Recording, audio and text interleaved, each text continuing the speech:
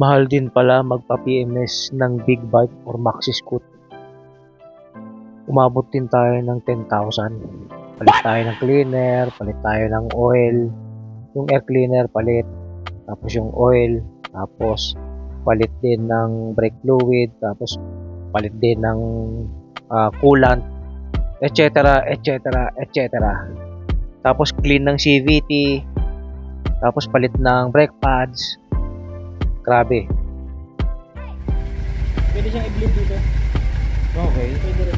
Pwede siyang i-bleed. Oo, gamit ito.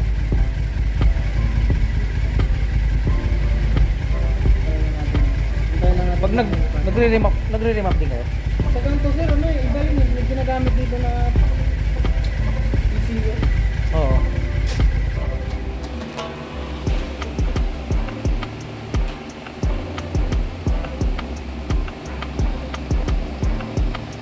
Kung sasang lang doon.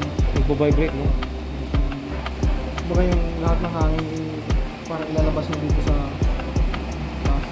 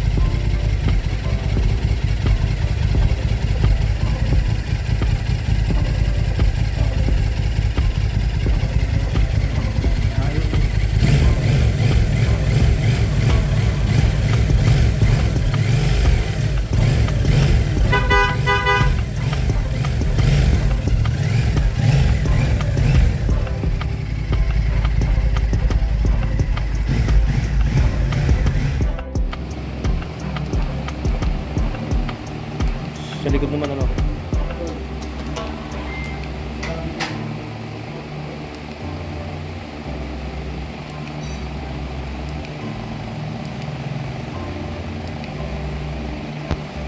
Nandito nga pala tayo sa Motoscoop, sa may JP Rizal, Project 4. Search nyo lang sa Facebook, Motoscoop, Parts and Accessories.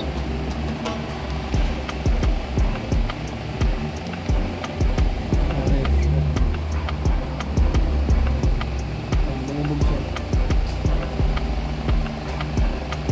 Tapos kung siya Kusa siyang angat, no?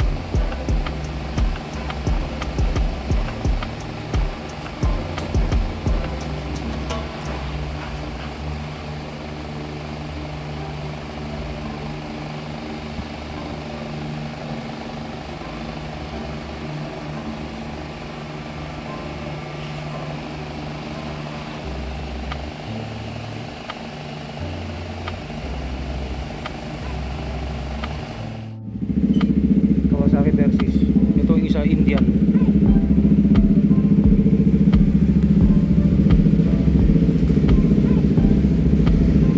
Yung isa KTM.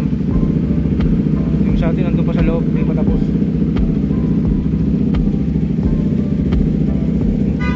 Matagal pa pala talaga magpaano, PMS. Heavy PMS. Dumating ako dito ng 10 o'clock, magpaano ng oras na. 4:28 na, hindi pa tapos.